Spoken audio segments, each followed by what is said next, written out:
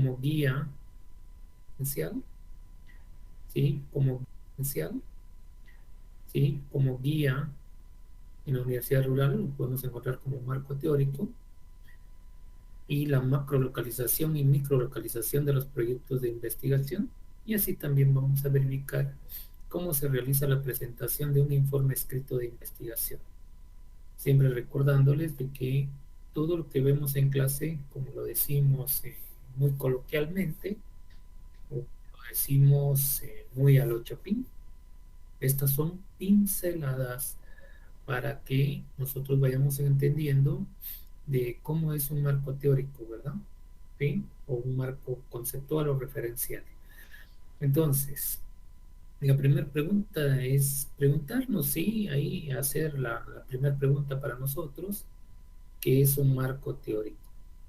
Pues el marco teórico, como siempre lo hemos dicho, es una recopilación de los antecedentes, y esos antecedentes, por ponerlos ya en contexto, digamos, de una persona, su nombre, su dirección, su teléfono, esos son antecedentes, ¿verdad? Antecedentes policíacos, dice, o sea que no hemos tenido antecedentes, ¿verdad? Penales, que no hemos tenido infringido la ley, etcétera.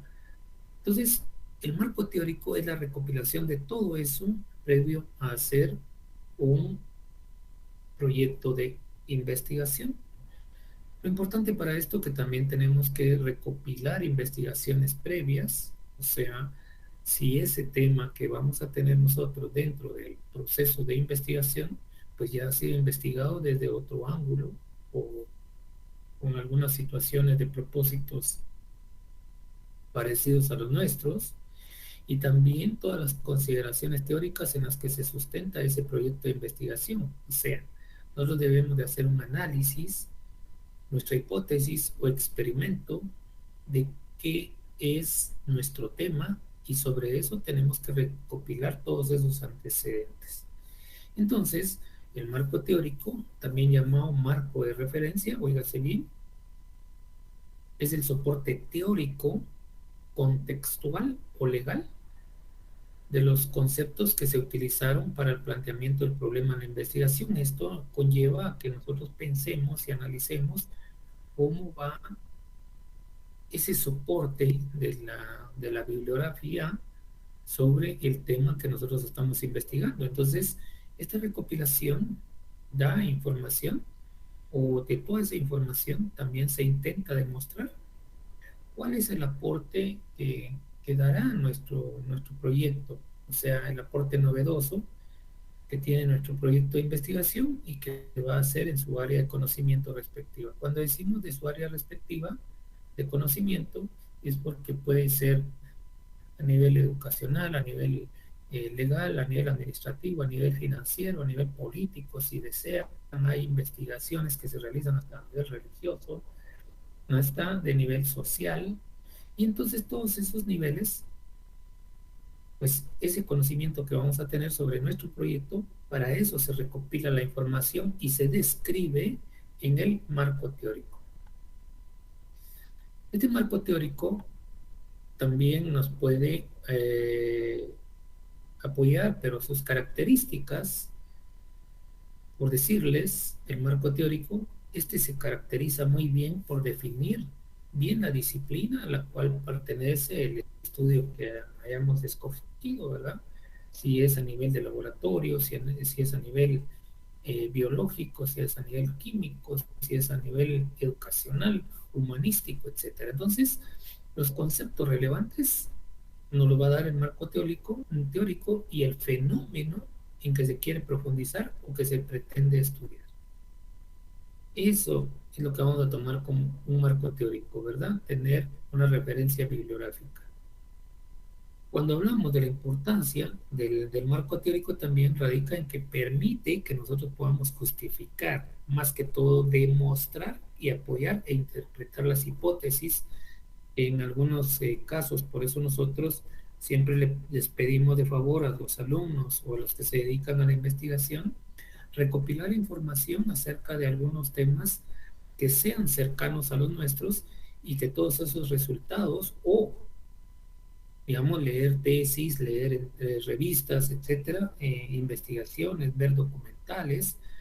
Entonces, los resultados de una investigación ahí tienen que ser de forma ordenada y coherente, ¿verdad? O sea, que este marco teórico nos ayuda, entonces, como decimos siempre, a formular, pero de una forma que sea confiable, eh, cuando ya tengamos nuestras conclusiones, ¿verdad? O en su defecto, replantear las preguntas con mayor profundidad cuando ya sabemos del tema y recopilamos, nos informamos y nos indagamos del tema de nuestra investigación. ¿Qué pasaría? ¿Dónde actuaría usted? ¿O qué harían ustedes en grupo? Bueno, hay libros, hay que leerlos sobre el tema que estamos. Digamos, si vamos a hablar de un tema de biodiversidad, pues leer temas y ver documentales de la biodiversidad en Guatemala o en el departamento X o Y o Z, ¿verdad?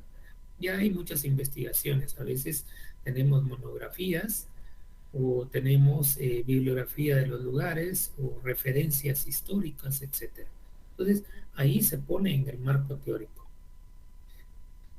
Por lo regular, la estructura de este marco teórico referencial del cual vamos a estar hablando hoy, pues tiene sus partes. El marco teórico pueden variar dependiendo del tipo de investigación que vamos a ir realizando, pero en términos generales debería estar estructurada de algunas secciones básicas. Siempre lo he dicho, esto no es una receta médica, pero sí nos lleva a interpretar cómo es una estructura del marco teórico. Entonces, tenemos que hablar de los antecedentes de una comunidad, de una población, de una aldea, de un municipio, etcétera, si es que ahí vamos a hacer el estudio. Estos antecedentes es la parte en la que se menciona no solo el problema y todos los estudios previos que se han hecho al respecto, sino que también pueden comprenderse mejor o abordar de otra forma cómo han abordado el tema anteriormente. Y esto del marco teórico dentro de los antecedentes nos establece una guía con respecto a la información y procedimientos disponibles para llevar a cabo esa investigación. Entonces, ojo, esa es la primera parte que hay que buscar, los antecedentes de esas investigaciones previas que se han hecho, si es que existen.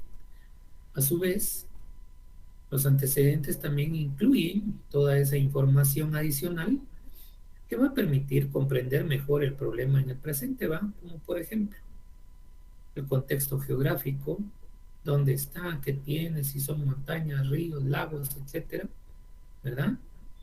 O también económicamente, cómo está dispuesto, o administrativamente, si hay alcaldes, alcaldes auxiliares, gobernadores, si es a nivel cultural. Me hacen recordar ahorita, digamos, estuve viendo yo un documental muy interesante donde fue el divisionismo de la cultura MAM. Entonces, cómo lo dividieron para los mexicanos desde el volcán Tacaná para allá, ¿sí? Que toda el área de Chiapas, de ahí del Soconusco, y toda el área de los departamentos de San Marcos, Huehuetenango, y ahí desunieron culturalmente a una sola etnia que existía, ¿verdad? Mam, Maya Mam. Entonces, por ahí, como que hay que ver qué antecedentes hay en lo económico, cómo se relaciona, lo demográfico, cuántas gentes hay, hombres, mujeres, niños, adultos, en lo histórico, pues la historia de ese lugar, etcétera, en lo político o en lo social, ¿m? O entre otros que sean pertinentes, pero a los fines de la investigación. ¿M? Eso nos da mucho énfasis para determinar y analizar qué se ha hecho antes o durante que nosotros estamos tratando de poner ese proyecto de investigación.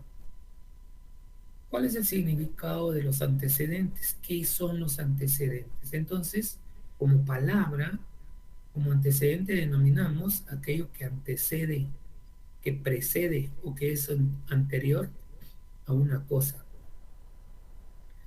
O sea, un antecedente a sí mismo puede referirse a una acción, a un hecho, un dicho o alguna circunstancia que permite comprender o valorar todos los hechos posteriores que vamos a tener, ¿verdad? Por ejemplo, por ejemplo, decían el antecedente más cercano de una guerra civil, si usted va a estar hablando de situaciones que se han dado durante las guerras civiles, que ese sea su tema de investigación, entonces tiene que hablar que el antecedente más cercano fue hace más de 100 años, ¿verdad? Pero entonces, eso es solo un antecedente, pero a la cercanía de nuestro proyecto deberíamos de estar, qué pasó, digamos, como antecedentes en esos lugares en 1950, qué ha pasado en 20 años, en 1970, 1990, toda la, hasta el 2000, cuáles han sido los cambios, etcétera, los antecedentes, los más cercanos que tengamos posible, mejor si de hace un año, 2 años, ¿verdad? Entonces, eso hay que describirlo dentro del proyecto de investigación. Sabiendo nosotros qué son los antecedentes, entonces ya los antecedentes de la investigación, de una investigación, van a ser todos esos trabajos previos que se han realizado por otros autores, no por nosotros mismos, ¿verdad? Es lógico, por otros autores, o pueden haber sido hechos por instituciones sobre algún tema de estudio. Fíjense ustedes de que estos antecedentes de investigación son considerados antecedentes todos aquellos trabajos de grado, tesis de posgrado, trabajos de ascenso, son antecedentes, ¿verdad? Resultados de investigaciones institucionales, que ponencias han adquirido, algunas conferencias, artículos o revistas especializadas. Perdón, salud. Disculpen ustedes. Bueno, entonces los antecedentes se encuentran en el marco teórico de un trabajo de investigación. Pues ahí son analizados. Y a veces nuestros tutores o instructores, guías o nuestros asesores nos dicen que analicemos todos los trabajos previos que hayan, ¿verdad? Los que tengamos a nuestro alcance sobre el estudio en cuestión de nuestra investigación. ¿Por qué? Porque ahí vamos a revisar los objetivos que han tenido esas investigaciones, su enfoque metodológico, cómo han hecho la metodología para obtener los datos y sus resultados, ¿verdad? Entonces, al analizarlos vamos a ir determinando el estado actual del conocimiento en esa área de estudio que nosotros queremos investigar y todos los aportes que se han hecho y los avances más relevantes. Entonces, eso nos da mayor criterio y mayor confiabilidad para que nosotros podamos hacer un buen informe. Por lo regular, los antecedentes deben de tener algunas bases, por decirles las bases teóricas. Los antecedentes tienen bases teóricas, bases legales y tienen sus propias variables. Entonces, las bases teóricas de un antecedente, como indica su nombre, pues ahí se refiere a toda la teoría que sustenta el tema o problema planteado. Eso hay que investigarlo. Si se tratara de un asunto nada más del que aún no existe al menos una teoría prevista, o ya haya una teoría previa o no haya ningún informe, entonces se nos facilita porque entonces esta es la parte en la que se expondrá una teoría propia de nuestro grupo para exponer el por qué se está investigando. Entonces, en las bases teóricas también se describen conceptos clave sobre el problema a investigar de manera que sea posible dilucidar mejor el asunto tratado, ¿verdad? Entonces, nosotros ahí debemos de tener bases teóricas, pero también hay bases legales, los normativos, los acuerdos, las leyes, también los tenemos que tomar en cuenta y considerar. Entonces, en algunos casos es necesario aclarar aquellos parámetros legales sobre los cuales se va a realizar una investigación. Entonces, esto debe describirse en las bases legales que a su vez deben estar dentro del marco teórico, ¿verdad? O sea, para el tema específico. Si usted está haciendo una investigación de metodologías de enseñanza, pues ¿a dónde va a recurrir? ¿A la dirección departamental o al área del Ministerio de Educación o buscar algo que influya dentro del tema que nosotros estamos y que diga ahí que según el artículo tal y tal nos lleva a investigar, a analizar o a profundizar en las eh, metodologías de enseñanza de los jóvenes de 13 años, 14? Hay leyes. Veamos, la más grande es la Constitución Política de la República. Cuando hacemos un análisis de algo, de algún tema, debemos de ir a ella para ver si hay alguna ley que nos lleve a proporcionar datos legales. Entonces, del mismo modo, en las bases legales deben ser explicados todos esos antecedentes de esta índole o de este tema que existen para ese tema a investigar en caso de que apliquen, ¿verdad? Y vamos a tener algunas variables. En el marco teórico se deben expresar todas las variables ahí. Entonces sería la tercera parte, ¿verdad? Todas las variables del problema en términos de factores medibles. Factores medibles. De esta manera se evitan confusiones o interpretaciones erradas con conceptos que podrían ser muy ambiguos y con eso sí hay que tener mucho cuidado, ¿verdad? Porque a veces solo como objetivo tenemos conocer el criterio o conocer la variabilidad, sí, pero conocer hasta dónde, el conocer hasta dónde nos llevará a un número o interpretarlo o analizarlo o sintetizarlo. Entonces, el conocer es muy ambiguo. Cuando decimos nosotros determinar, sí, pero determinar cómo. Es mejor llegar con una pregunta bien establecida, que más adelante la vamos a ir verificando y analizando.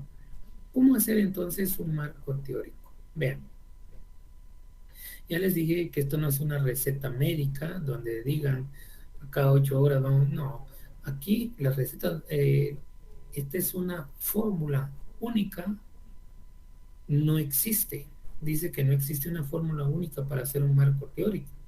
Entonces, pero esto sí nos puede servir para algunas pautas, son seis partecitas aquí que podrían tenerse en cuenta al momento de su redacción. Por decirle el marco teórico, hay que hacer como punto uno, revisar la bibliografía, pero que venga de un área que sea creíble, que sea considerable, que sea probable, ¿verdad? Una información fidedigna, que sea fiel. O sea, la bibliografía debe ser revisada previamente y ojo con esto, todos tenemos que revisar la bibliografía previo a hacer un tema de investigación y debe de ser de una manera exhaustiva, o sea, todos los detalles para poder seleccionar solo aquello que sea de interés a la investigación. Pero hay que identificar como punto 2 las bases legales, ya lo dijimos, las bases legales, si aplicaran para nuestro tema, deben estar ordenadas cronológicamente, mencionando primero las más antiguas, por ponerles, si usted va a hablar de terremotos de Guatemala, se tiene que venir desde 1400 no sé cuánto, pasa por el 1500, ya que pasó en 1800, en 1900, entonces ya venimos más cercanos, pero sí resumidamente, ¿verdad? Entonces, ¿y qué pasó hasta el 2012, ¿sí? En los últimos terremotos que han habido, etcétera. ¿Mm? Bueno, entonces, el número 3 es ordenar todos nuestros conceptos. Los conceptos deben estar bien organizaditos jerárquicamente y de manera lógica, ¿verdad? Se trata de un aspecto que le va a dar relevancia, formalidad y además comprensión a toda la investigación y que sea mucho más fácil. Si ya aplicamos estos 3 parámetros, apliquemos los otros 3 para obtener ese marco teórico, ¿sí? Y hay que evitar información de relleno. Vean, disculpen la expresión y disculpen ustedes que uno sea tan honesto. Hay jóvenes, hay investigadores que solo meten información de relleno, como por decirles, concentrarse mejor exclusivamente en datos que contribuyan a generar conocimiento. Eso sí, pero evítense información de relleno de que en 1720 y sí, solo de un dato, Pero ¿qué pasó en los demás años? Y después nos pasamos y nos trasladamos en datación, o sea, en datos, eh, en periodos más largos, etcétera. Entonces, ojo con esto. Hay que concentrarse exclusivamente en datos que contribuyan a generar conocimiento y mejor si los más cercanos posibles a las fechas que nosotros realizamos nuestra investigación. Pero el número 5, que es muy efectivo también, hay que redactar de manera clara. Cuando yo redacto algo de manera clara, ¿qué le estoy dando a conocer a usted? ¿Ah? Que no voy a dar lugar a interpretaciones erróneas. Entonces, de eso se trata. La redacción debe ser clara, concisa, muy concreta, pero técnica y bien definida. Los conceptos a veces y los métodos descritos no deberían dejar lugar a interpretaciones erróneas. Ahí está, miren. O sea, hay que redactarlo de manera clara. Pero lo último de todo esto, el paso 6, es diferenciar las partes. Cuando yo digo que uno debe diferenciar las partes dentro del marco teórico, ya sabemos, no se divide en capítulos. Hay que, lo primero es verificar la bibliografía, no.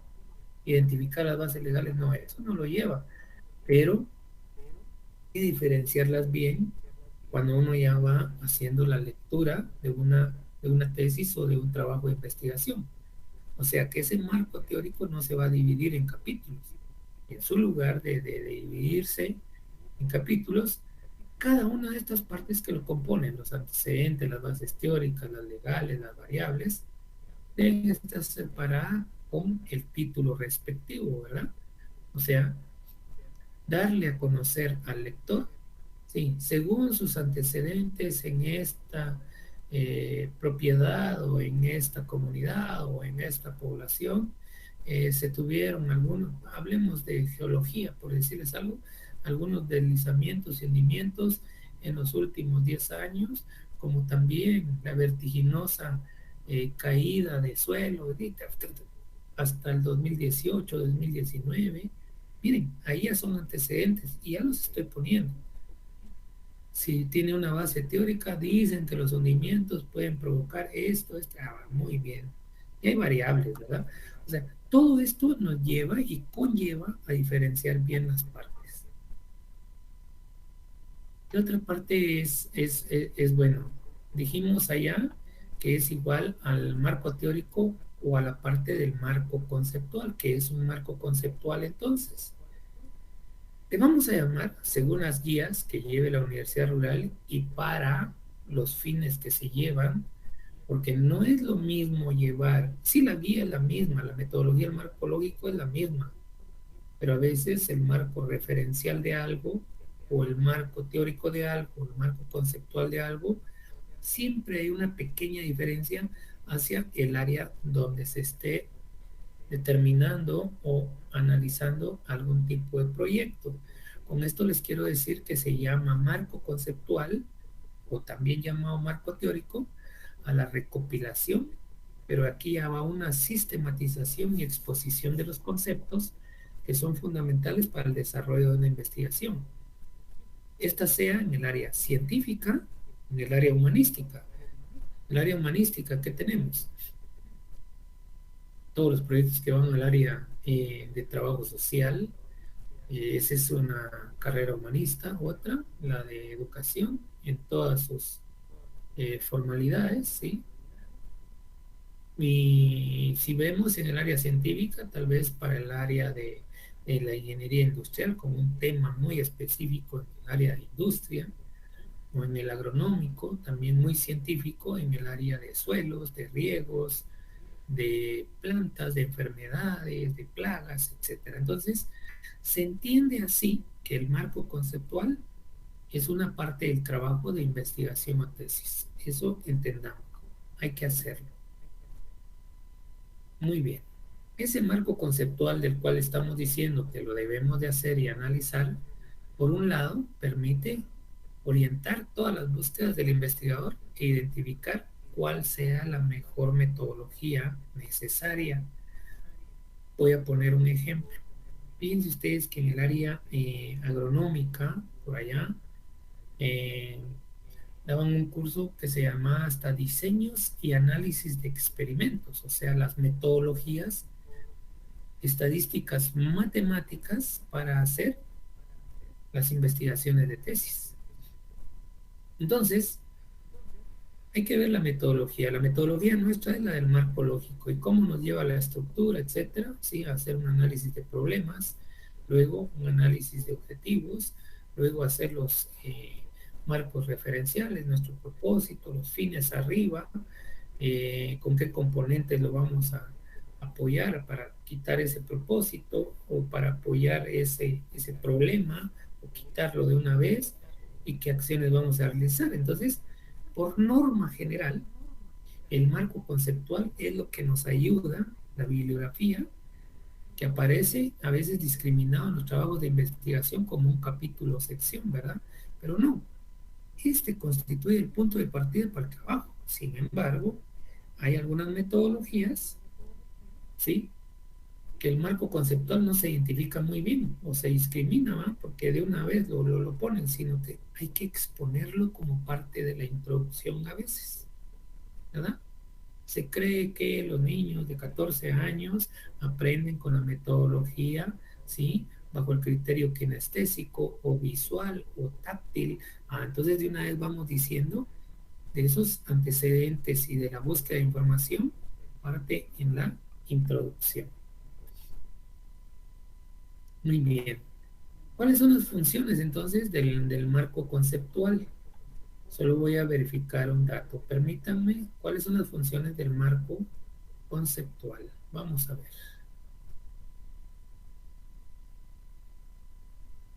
Vean ustedes de que es interesante, ¿sí?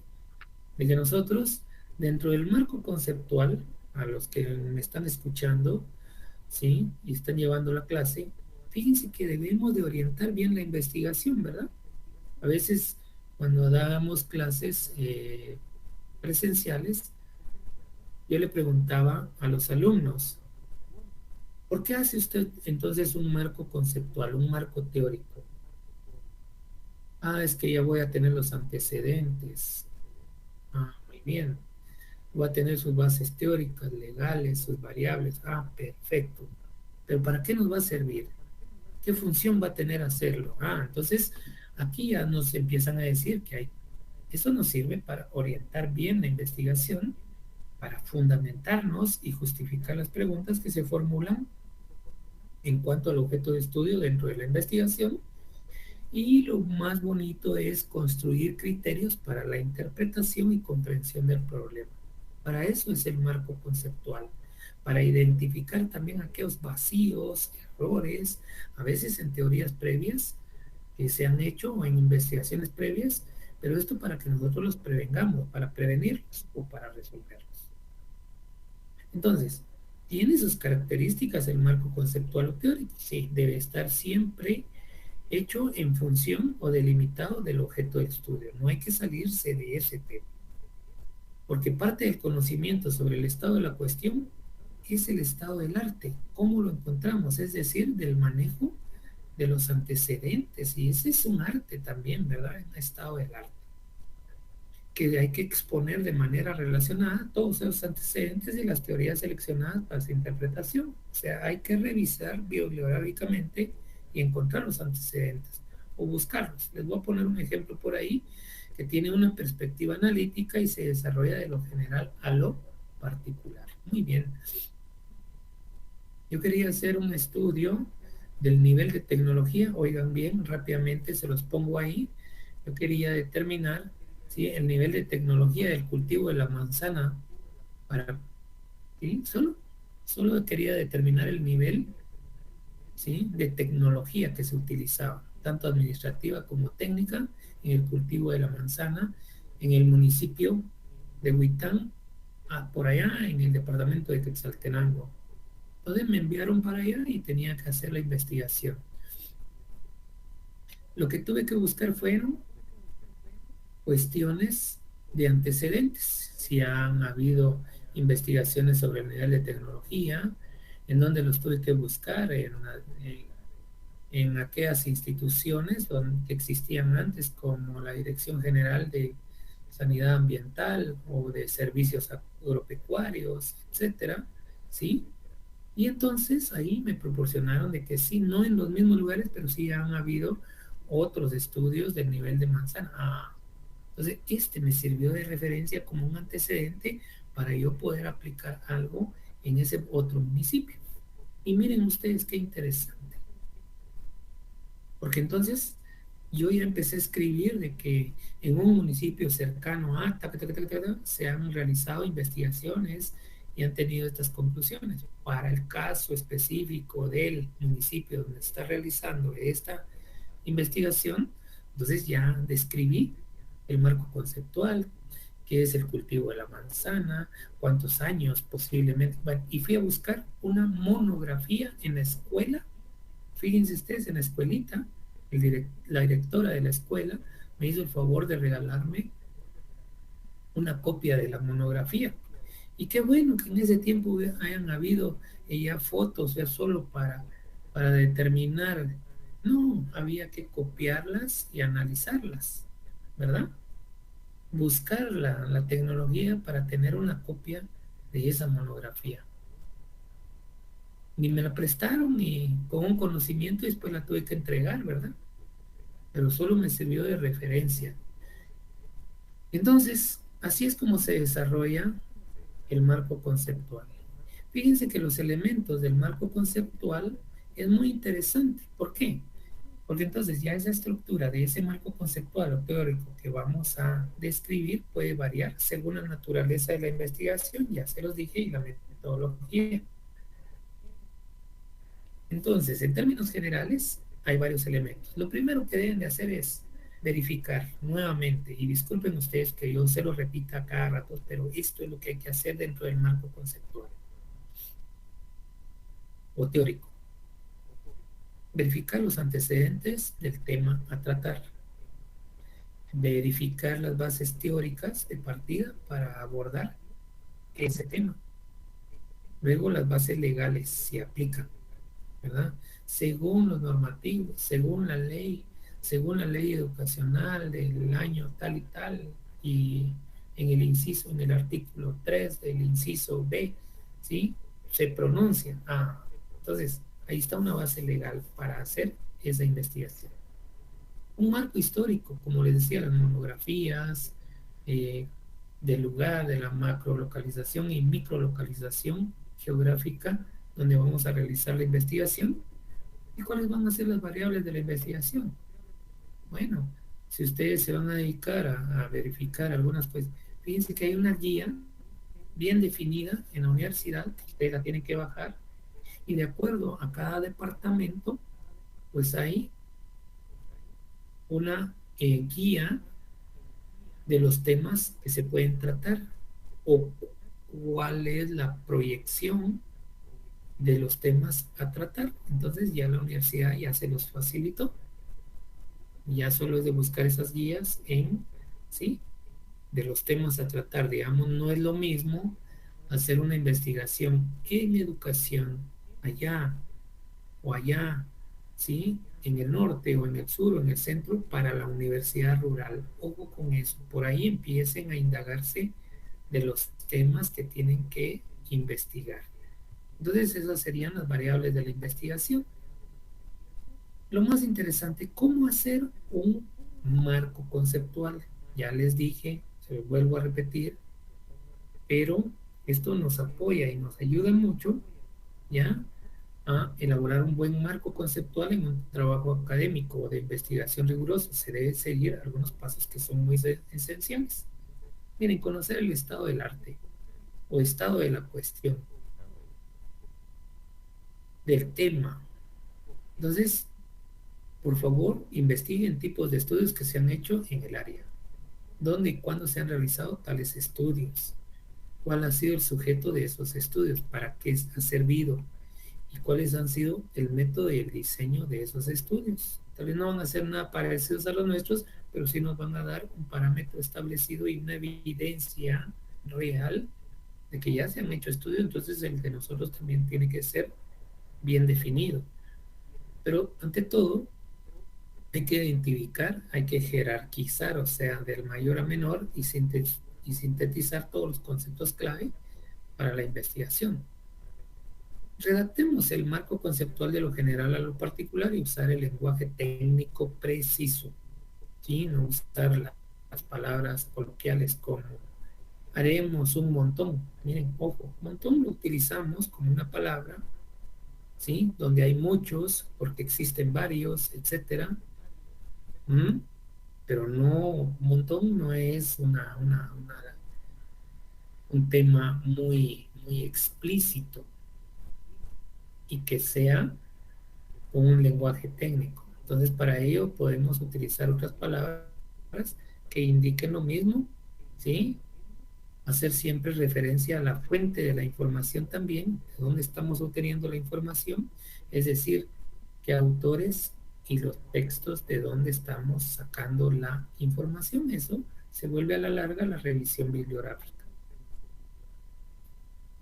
Bueno, esos datos son curiosos cuando ya llegamos y obtenemos todos los datos ya de la verificación sobre el marco conceptual y marco referencial, donde vamos a hacer nuestra investigación, nuestro proyecto. Entonces hablemos de la macrolocalización y microlocalización de un proyecto.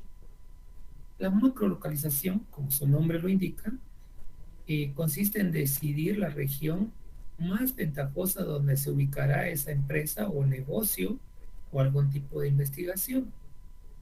La macrolocalización de un proyecto puede ser eh, algún tema en el departamento de Santa Cruz del Quiché. ¿Mm? En el Quiché.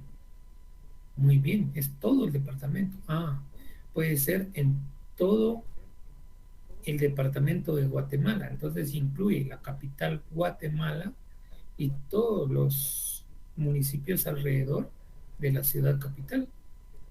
¿Mm? O puede ser en, en el Progreso Guastatoya, o puede ser en Jutiapa, en Jalapa, en Izabal. ¿Mm? Esa es una macrolocalización. Pero si queremos bajar un poquito los niveles de la investigación, porque a veces nos cuesta por cronogramas, por tiempo, por gente, por dinero, etcétera, podemos hacer una microlocalización de un proyecto, o sea, la ubicación específica dentro de una zona macro de mayor alcance en donde se asentará definitivamente ese proyecto, ¿verdad? Microlocalizado, ¿sí? Entonces hay macrolocalizaciones, digamos, ahorita hay algunas instituciones, ONGs, ¿sí? Organizaciones no gubernamentales, que están trabajando mucho el tema de la migración en Guatemala. Esa es una macrolocalización, apoyados por la USAID, por decirles algo. ¿Sí? Muy bien, pero eh, eso es macro a nivel, pero ¿dónde se dan los niveles más altos de migración? En el occidente, en el sur, en el centro de Guatemala. ¿De dónde viene más gente para irse para los Estados Unidos? O que están migrando internamente también, solo de, o sea, ¿qué análisis? Entonces vamos a hacer una micro localización de ese proyecto. Eso también debe de ser definido y descrito dentro de nuestro proyecto. Si ya tenemos la macro localización, micro localización y ya estamos haciendo nuestro eh, proyecto de investigación, ya tenemos resultados. Ahora, pregúntese, ¿cómo voy a hacer un informe de investigación? El informe de investigación, o sea, el investigador, el grupo de ustedes, los que van a investigar, en todo caso, deben de saber que hay posibilidades, ¿sí?, de ser consciente de las diferencias individuales que existen. Y cuando decimos nosotros diferencias, eh, vamos a ver, diferencias individuales, Esto quiere decir, y yo ojo con esto y escuchemos muy bien, hay que intentar conciliarlas para preparar un buen informe que transmita lo que debe transmitir. O sea, hay diferencias individuales, a veces hasta en grupo. ¿Cómo debo de hacer el informe de investigación? Ah, yo lo haría así. Entonces, en consenso, en grupo, como en grupo están, hay que determinar que haya una aceptación y utilidad de ese informe de investigación. Entonces, aquí viene, aquí es donde se determina en la medida en que puedan conocerse bien los resultados de acuerdo al informe de investigación. Esa es la aceptación y utilidad de hacer un buen informe de investigación. Porque así todo proceso de investigación va a implicar no solo la ejecución y análisis de lo planteado, sino también la comunicación de los resultados. Eso tiene mucho que ver cómo los acepto yo al leer esas tesis o lo que ustedes están proponiendo como resultados o como recomendaciones, etcétera. Entonces, eso es lo que puede hacerse en forma verbal o escrita, ¿verdad? En forma verbal, ¿cómo? Tan fácil. Cuando ya hagan su informe de investigación hay que analizarlo, hay que leerlo, ¿ok? Porque sobre todas esas conclusiones, recomendaciones y del tipo de informe que se entrega, así es la forma que uno sabe que se hizo dentro de todo el proceso de la investigación y la tesis. ¿Y esto es para qué? Para irnos a respaldar cuando haya una terna examinadora de la tesis ante la universidad o ante los designados por la universidad rural. Entonces, ¿qué debemos de hacer? Ahí hay una forma verbal, que yo conozca muy bien todo el proceso. En la forma escrita, ¿cómo lo describo para que conozcan los resultados? Entonces, vamos a platicar que hay que sistematizar la información relativa a la comunicación de los resultados y la exposición. Deben de ser con tipos de informes, uso de cada uno, una estructura o formato del informe, puede ser escrito con consideraciones de estilo, aquí ya van, consideraciones de estilo y presentación, deben de ser con normas APA, ya vamos a llegar a eso ahí, que son las normas APA que nos pide la universidad, pero es para que estemos bien definidos cómo se hacen los informes en las próximas clases. De los tipos de informe entonces, y uso de cada uno, bueno, la personalidad, la experiencia, la creatividad de los investigadores contribuye a proporcionar a cada informe una forma y un estilo particular, ¿verdad? Entonces, a veces existen principios generales que deben tomarse en consideración al momento de iniciar la redacción de ese informe. Y nos llevan a interrogantes. ¿A quién va dirigido el informe? Es necesario puntualizar que quién es el lector del, pues sí, para nosotros todos a nivel social, ya cuando hacemos una investigación de tesis, pues sale a nivel de todos, a nivel público. Y ahí no están diciendo si es ejecutivo, es técnico, nada. Entonces, aquí hay una capacidad, interés y el uso del que recibirá y utilizará el informe va a determinar la forma en que el mismo sea redactado, ¿verdad? Bueno, un ejecutivo es muy diferente. Si usted trabaja en una institución, en una empresa, es muy diferente que de usted un informe ejecutivo a un técnico o a un cliente.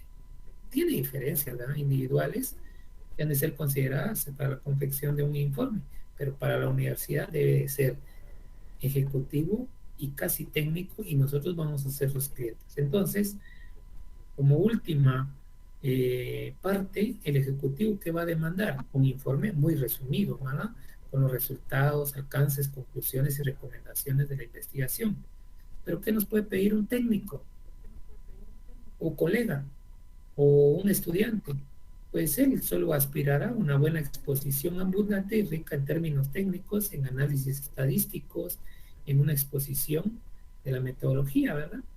Y si fuera cliente o público en general, pues va a recibir con agrado esa investigación con un informe que sea expresivo, ¿verdad? Que las ilustraciones sean llamativas, que haya números bien definidos, terminologías sencillas y comprensibles, y con ejemplos y frases de uso tal vez cotidiano, ¿verdad? Entonces aquí el investigador, en todo caso, debe estar consciente de las diferencias individuales. Ahí están las diferencias individuales e intentar conciliarlas para preparar un buen informe para que transmita todo lo que debe transmitir dentro de un proceso de investigación.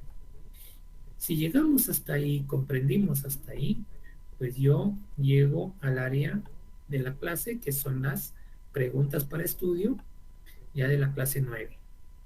El número 1 dice, recopilación de antecedentes, de investigaciones previas y consideraciones teóricas en las que se sustenta un proyecto de investigación, análisis, hipótesis, experimento. Estamos hablando del número 2, ¿qué son los antecedentes? Número 3, en estas bases también se describen conceptos claves sobre el problema a investigar de manera que sea posible dilucidar mejor el asunto tratado, ¿verdad?